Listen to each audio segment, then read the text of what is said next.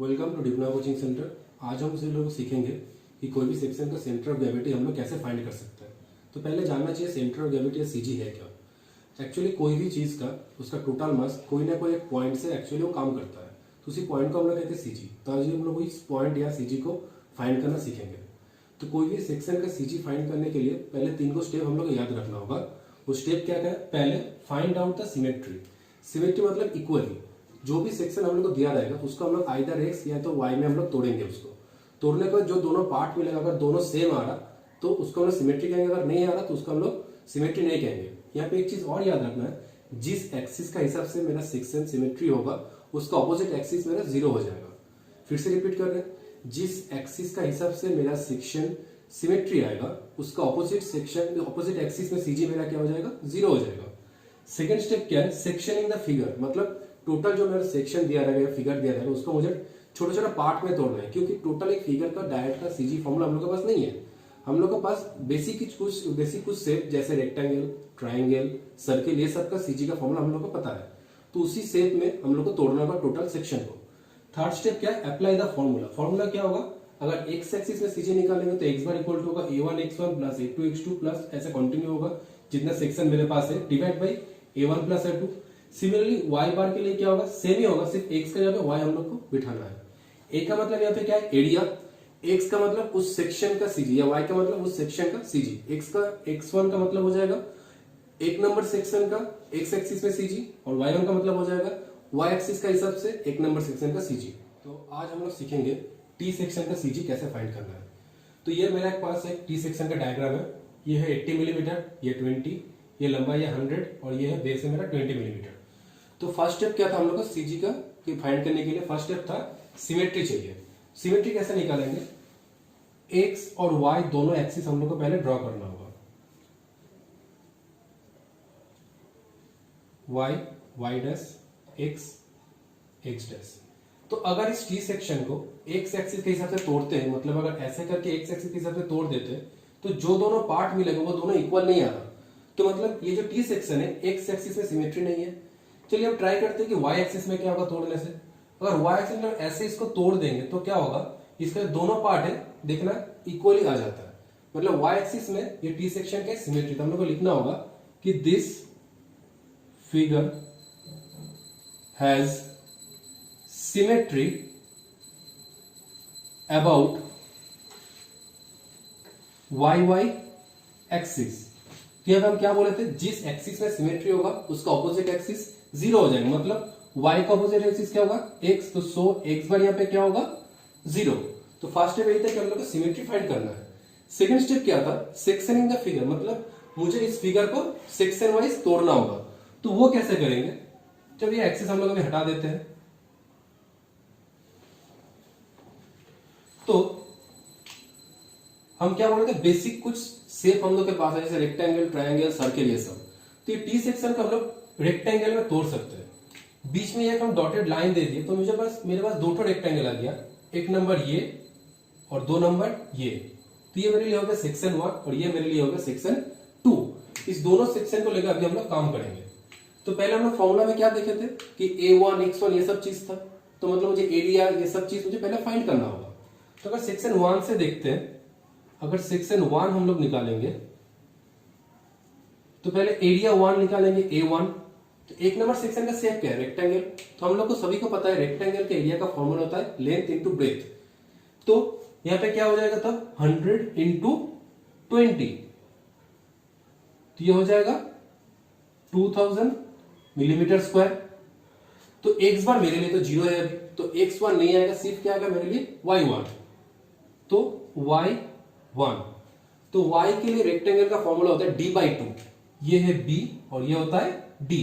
Rectangle का क्या होता है? y एक्सिस से फॉर्मूला d/2। तो यहाँ पे d का वैल्यू 100, तो क्या हो जाएगा? 100/2 मतलब 50 मिलीमीटर। यहाँ पे एक चीज याद रखना, जब भी हम लोग इसे y1 या x1 जो भी निकालेंगे तब एक चीज हम लोग पहले दिमाग में रखना होगा, जब भी y1 y2 ये सब निकालेंगे तो ये हाइट जो है एकदम बेस मतलब इस लाइन से मुझे फाइंड करना है। और अगर x1 मतलब x एक्सिस के हिसाब से निकालेंगे तब इस लाइन के हिसाब से मुझे डिस्टेंस लेना होगा। तो जब y1 निकाल रहे थे तो एक नंबर सेक्शन इस बेस के साथ ही लगा हुआ था, तो एक्स्ट्रा कोई मेरे लिए हाइट नहीं है यहाँ पे। तो यहाँ पे कोई चीज मुझे ऐड करना नहीं पड़ा, अगर ऐसा तो मुझे ऐड करना पड़ता। तो यहाँ पे नहीं था इसलिए सिर्फ क्या 100/2 हो गया। अब इसके बाद क्या होगा, सेक्शन 2। सेक्शन 2 में से मुझे क्या चाहिए, A2 चाहिए पहले। तो सेक्शन 2 भी क्या है, एक रेक्टेंगल है। तो रेक्टेंगल का एरिया का फॉर्मूला क्या होगा, लेंथ इंटू ब्रेथ, मतलब 80 इंटू 20, तो हो जाएगा 1600 मिलीमीटर स्क्वायर। सिमिलरली y2 क्या होगा, d/2, ये है b और ये d, तो फॉर्मूला है d/2। d मतलब कितना है 20/2। लेकिन अभी हम बोले थे जब भी हम लोग y लेंगे तो क्या करना होगा, मुझे एकदम बेस से उसका हाइट देखना होगा। अब ये 2 नंबर जो सेक्शन है वो तो बेस के साथ कनेक्टेड नहीं है, बेस से थोड़ा ऊपर में है। तो जितना ऊपर में है इसका मुझे हाइट को ऐड करना होगा। तो बेस यहाँ पे है, तो यहां से 2 नंबर सेक्शन का हाइट कितना है या डिस्टेंस कितना है 100। तो इसके साथ मुझे क्या करना होगा, 100 को ऐड करना होगा। तो ये हो जाएगा 110 मिलीमीटर। तो दोनों सेक्शन का सब कुछ हम लोग निकाल लिए। अब क्या होगा, लास्ट मुझे फाइनल फॉर्मूला अप्लाई करना होगा। तो फाइनल फॉर्मूला क्या था हम लोग का, y bar equal to a1y1 plus a2y2 by a1 plus a2।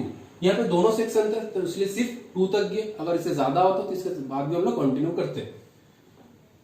तो a1 का वैल्यू हम लोग के पास आया था 2000, y1 था 50, a2 का वैल्यू हम लोग के पास था 1600 और y2 का था 110 बाई a1 का वैल्यू कितना है 2000 प्लस a2 का वैल्यू 1600।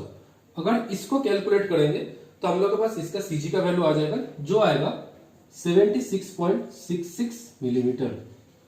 तो T सेक्शन का CG पॉइंट क्या होगा, अकॉर्डिंग टू y एक्सिस कितना होगा 76.66 मिलीमीटर हाइट पे मुझे मिलेगा। ये है टोटल T सेक्शन का CG निकालने का प्रोसेस। तो अभी हम लोग सीखेंगे L सेक्शन का CG हम लोग कैसे फाइंड करते हैं। तो फर्स्ट स्टेप सेम है, हम लोग को पहले सिमेट्री चाहिए। तो सिमेट्री के लिए क्या करेंगे, एक्स एक्सिस और y एक्सिस को ड्रॉ कर लेंगे। तो अगर एक्स एक्सिस में तोड़ते हैं ऐसे तो दोनों पार्ट कभी भी सेम नहीं आ रहा। सिमिलरली अगर y एक्सिस में भी करेंगे तो तभी दोनों पार्ट इसमें सेम नहीं आएगा। इसका मतलब क्या है, ये L सेक्शन जो है कोई भी एक्सिस में सिमेट्री नहीं होता है। तो क्या होगा, यहां पे लिखना होगा this figure has no symmetry about any. तो ये क्या है, कोई भी एक्सिस में सिमेट्री नहीं हो रहा। मतलब हम लोग क्या सीखे थे कि अगर जिस एक्सिस में सिमेट्री है उसका ऑपोजिट 0 हो जाएगा। तो यहाँ पे कोई भी एक्सिस में सिमेट्री नहीं आ रहा, इसका मतलब क्या, ये कोई भी एक्सिस में 0 नहीं होगा। एल सेक्शन में मुझे एक्स बार वाई बार मतलब एक्स एक्सिस के हिसाब से और वाई एक्सिस के हिसाब से दोनों से मुझे निकालना होगा। तो अभी ये वाला एक लाइन हम मिटा देते हैं। तो सेकंड स्टेप क्या था, सेक्शनिंग द फिगर, मतलब सेक्शन मुझे तोड़ना होगा। जो शेप क्या हम बोले थे, basic shapes rectangle, triangle, circle, ये सब। तो हम क्या कर लेते हैं, यहाँ पे इसको यहाँ पे डॉट डॉट लाइन लेकर दोनों सेक्शन बना लेते हैं। एक नंबर सेक्शन ये वाला हो जाएगा, ये वाला होगा 2 नंबर सेक्शन। तो यहाँ पे हम लोग को एक चीज देखना होगा, ये जो लेंथ 100 मिलीमीटर टोटल के लिए था, लेकिन अब जो सेक्शन को हम तोड़ दिए तो ये टोटल इतना नहीं है, इसका हाइट थोड़ा छोटा हो गया। तो मुझे इसका लेंथ चाहिए, तो ये कितना होगा, देखो अगर ये इतना 20 मिलीमीटर है तो मेरा ये भी 20 मिलीमीटर होगा। टोटल था 100 से अगर इतना वाला 20 माइनस कर देंगे तो ये बचेगा कितना, 80 मिलीमीटर। तो 2 नंबर का सेक्शन के लिए लंबाई कितना हो जाएगा मेरा, 80 मिलीमीटर। अब आते हैं चलो सेक्शन का हिसाब से कैलकुलेशन करना।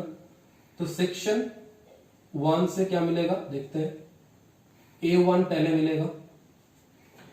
A1 एरिया क्या होगा रेक्टेंगल के लिए, लेंथ इंटू ब्रेथ मतलब क्या होगा 100 इंटू 20, तो ये हो जाएगा 2000 मिलीमीटर स्क्वायर। इसके बाद x1 चाहिए, हम लोग यहाँ पे याद रखना होगा कि ये कोई भी एक्सिस में सिमेट्री नहीं है, तो x y दोनों में मिलेगा। तो मुझे x1 y1 x2 y2 दोनों ही निकालना होगा। x1 के लिए फॉर्मूला क्या होता है, b/2, ये है b और ये होता है d, क्या होगा b/2।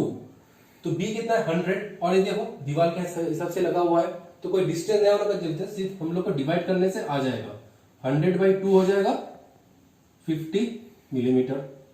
अब y1 क्या बोले तो y1 का फॉर्मूला d/2, y होता है d/2, d कितना है 20, और ये जमीन के साथ ही लगा है, कोई डिस्टेंस नहीं है, तो सिर्फ क्या होगा 20/2 मतलब हो जाएगा 10 मिलीमीटर। ये टोटल एक नंबर सेक्शन के लिए मेरा हिसाब कैलकुलेट हो गया। अब बचा 2 नंबर सेक्शन, तो सेक्शन 2 में क्या होगा, चलो देखते हैं। सेम चीज मुझे सेक्शन 2 के लिए भी निकालना होगा। तो पहले निकालते हैं A2, ये भी एक रेक्टेंगल है, तो क्या होगा लेंथ इंटू ब्रेथ क्या हो जाएगा 20 इंटू 80 मतलब 1600 मिलीमीटर स्क्वायर। इसके बाद होगा x2, ये है b और ये है d। x के लिए क्या होता है b/2, तो b कितना है 20, ये तो दीवार के साथ ही लगा हुआ है, कोई डिस्टेंस नहीं है, तो सिर्फ क्या करना होगा 20/2 इक्वल टू हो जाएगा 10 मिलीमीटर। लास्ट y1, y का फॉर्मूला क्या बोलते हैं d/2, d कितना है 80, तो क्या होगा 80/2। लेकिन यहाँ पे याद रखना होगा कि ये जो 2 नंबर सेक्शन है बेस के साथ, ये जमीन के साथ नहीं लगा है, इससे थोड़ा हाइट है इसका, कितना है 20, तो जो भी एक्स्ट्रा हाइट है मुझे क्या करना होगा ऐड करना होगा। तो 20 मिलीमीटर हाइट पे था तो इसलिए प्लस हो जाएगा 20, तो ये आ जाएगा हम लोग का 60 मिलीमीटर। तो हम लोग सेक्शन 2 तक कंप्लीट कर लिए थे। ये सब वैल्यू हम लोग हमने फिर से लिख लिया, a1 x1 y1 a2 x2 सब लिख लिया। तो पहले क्या निकलेगा x बार, फॉर्मूला क्या होगा a1 x1 plus a2 x2, क्योंकि दोनों ही सेक्शन है मेरे पास, बाई a1 प्लस a2। तो a1 का वैल्यू है 2000, x1 का वैल्यू है 50 प्लस a2 का वैल्यू है 1600, x2 का वैल्यू है 10 divide by a1 plus a2 का मतलब होगा 2000 प्लस 1600। तो इसका आंसर आएगा 32.22 मिलीमीटर। मतलब एल सेक्शन का जो सीजी है वो एक्स एक्सिस के हिसाब से होगा कितना 32.22 मिलीमीटर। तो दोनों निकलेगा, मेरे पास एक्स हो गया। अभी क्या होगा वाई, तो सेम फॉर्मूला होगा, सिर्फ एक्स का जगह पे क्या लिखना होगा मुझे वाई लिख देना होगा। तो वाई बार का फॉर्मूला क्या होगा a1 y1 plus a2 y2 by a1 plus a2। चलो a1 का वैल्यू तो सेम ही जाएगा, y1 कितना था 10, तो यहाँ पे 10 कर दिया। a2 का वैल्यू भी तो सेम रहेगा, y2 कितना था 60, तो ये हो गया 60। नीचे a1 प्लस a2 का वैल्यू सेम रहेगा। तो देखना इसका भी हिसाब करेंगे तो y बार का आंसर आएगा 32.22 मिलीमीटर। मतलब एल सेक्शन का, अगर यह जो मेरे पास सेक्शन है इस हिसाब से एल सेक्शन का सीजीएल का आंसर कितना होगा, एक्स एक्सिस का हिसाब से होगा 32.22 मिलीमीटर और वाई एक्सिस का हिसाब से भी कितना होगा 32.22 मिलीमीटर। तो ऐसे हम लोग एक एल सेक्शन का सीजी को फाइंड कर सकते हैं। तो हमने एल और टी सेक्शन का सीजी को क्लियर कर दिया कैसे निकालते हैं। तो बचा और सिर्फ आई और सी। तो टी और एल से आई और सी आता है, कैसे आता है हम दिखा दे रहे हैं। ये मेरे लिए क्या था टी सेक्शन, दोनों पार्ट लेके टी सेक्शन बना था। इसी से ही आई सेक्शन आता है। नीचे अगर एक ठो और सेक्शन जोड़ देंगे ऐसे, तो ये मेरे लिए क्या बन जाएगा आई सेक्शन। मतलब टी सेक्शन जो प्रोसीड्यूर था सेम प्रोसीड्यूर के यहाँ पे फॉलो करें तो मेरा क्या आ जाएगा आई सेक्शन आ जाएगा। सिमिलरली हम लोग ने जो एल सेक्शन सीखा था उसी से सी सेक्शन आ जाता है। एल था ऐसे, दो ठो पार्ट को मिलेगा, दोनों सेक्शन को मिला के। सिमिलर यहाँ पे एक तो सेक्शन और ऐड कर देंगे तो ये मेरे लिए बन जाएगा सी।